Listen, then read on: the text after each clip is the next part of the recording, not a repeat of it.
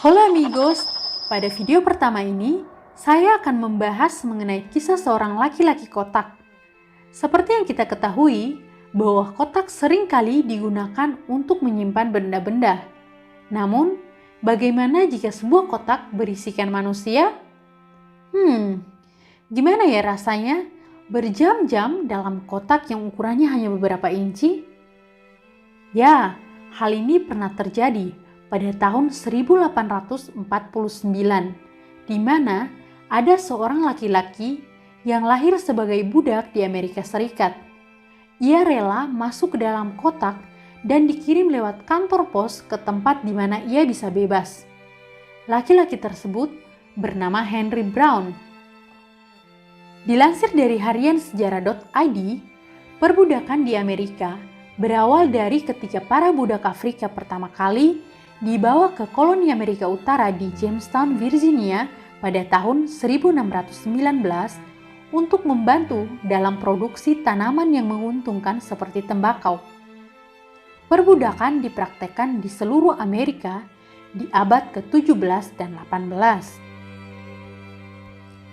Kebanyakan orang yang menjadi budak adalah orang-orang yang berkulit hitam dan dimiliki oleh orang berkulit putih.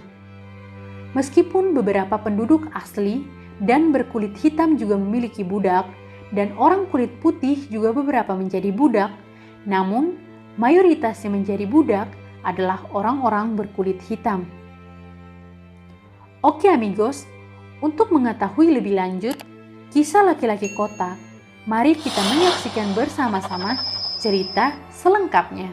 Selamat menyaksikan. Henry Brown adalah seorang budak Virginia pada abad ke-19. Brown lahir pada tahun 1815 di sebuah perkebunan bernama Hermitage di Virginia. Henry Brown memiliki satu saudara laki-laki dan satu saudari perempuan. Keluarga Brown menganut agama Kristen dan merupakan keluarga yang sangat taat akan agama. Brown sering ditanamkan dalam dirinya nilai-nilai Kristen oleh ibunya.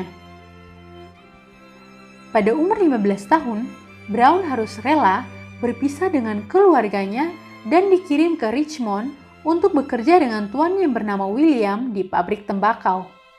Di sanalah Brown bertemu dengan istri pertamanya yang sesama budak.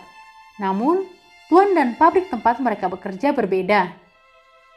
Kemudian, mereka menikah dan memiliki anak. Mereka menyewa sebuah rumah untuk mereka tinggal bersama. Karena khawatir istri dan anak-anaknya akan dijual oleh majikan istrinya, Brown rela membayar majikan istrinya agar majikan istrinya tidak menjual istri dan anak-anaknya kepada orang lain. Namun, apakah cara Brown itu berhasil? Ternyata tidak, amigos. Brown dikhianati oleh majikan istrinya. Suatu hari, Brown balik dari tempat ia bekerja dan ia kaget akan rumahnya yang kosong. Ia tidak menemukan istri dan anak-anaknya di rumah. Dan ternyata, istri dan anak-anaknya sudah dijual kepada pemilik budak yang berbeda. Dan pada saat itu, Nancy sedang mengandung anak keempat mereka. Brown memohon kepada majikannya untuk membeli kembali istri dan anak-anaknya. Namun, hal itu tidak berhasil dikarenakan majikannya tidak berani berurusan dengan majikan baru istri dan anak-anaknya. Brown sangat sakit akan kejadian itu, karena itu sudah kedua kalinya ia dipisahkan dari orang-orang yang ia cintai. 5 bulan kemudian, Brown mulai membagi pemikirannya tentang kebebasan dengan seorang temannya yang bekerja sebagai penjaga toko. Mereka bertukar pikiran tentang berbagai cara untuk mendapatkan kebebasan, tetapi semua itu tak semudah yang mereka pikirkan. Suatu hari, Brown meminta bantuan kepada James Smith, seorang berkulit hitam yang bebas, dan seorang kulit putih pembuat sepatu bernama Samuel Smith.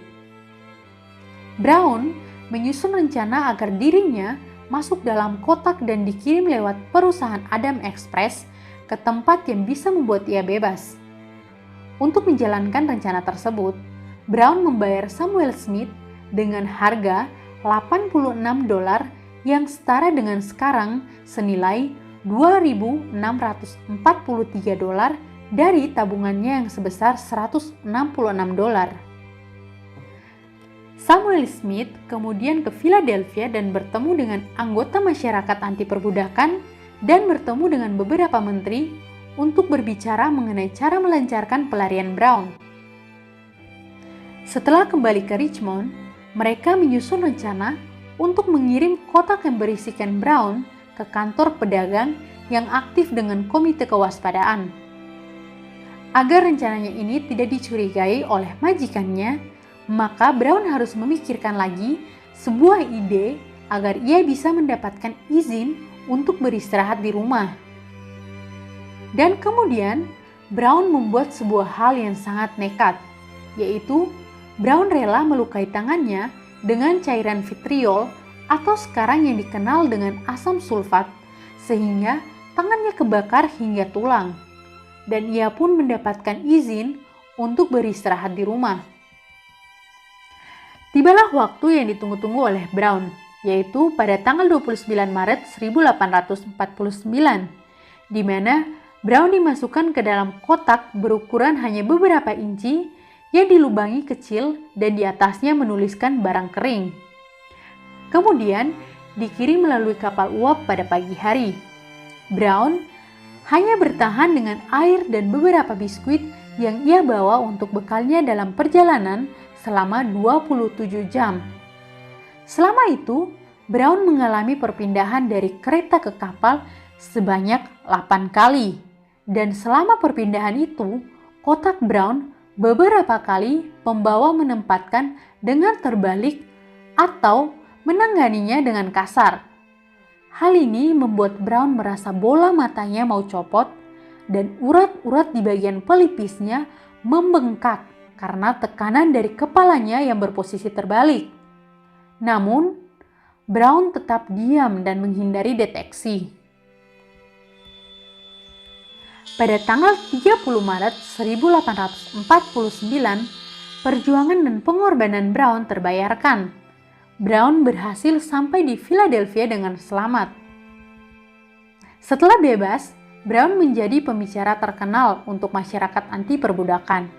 Pada Mei 1849, dia dijuluki Box dan setelah itu ia menggunakan nama Henry Box Brown. Henry Box Brown kemudian pindah ke Inggris dan di sanalah Brown bertemu dengan istri keduanya dan mereka menikah pada tahun 1855. Di sana, Brown melakukan tur panorama anti perbudakan keliling dan memasuki sirkuit pertunjukan Inggris. Pada tahun 1875, Brown dan keluarganya kembali ke Amerika Serikat dengan aksi sulap kelompok. Oke amigos, sampai di sini video mengenai kisah Henry Box Brown, dan jika ada yang kurang dari video ini atau ada yang salah, amigos bisa komen di bawah agar kita dapat berbagi dan belajar bersama. Jangan lupa like, komen, subscribe, dan share video ini amigos. Sampai jumpa di video selanjutnya.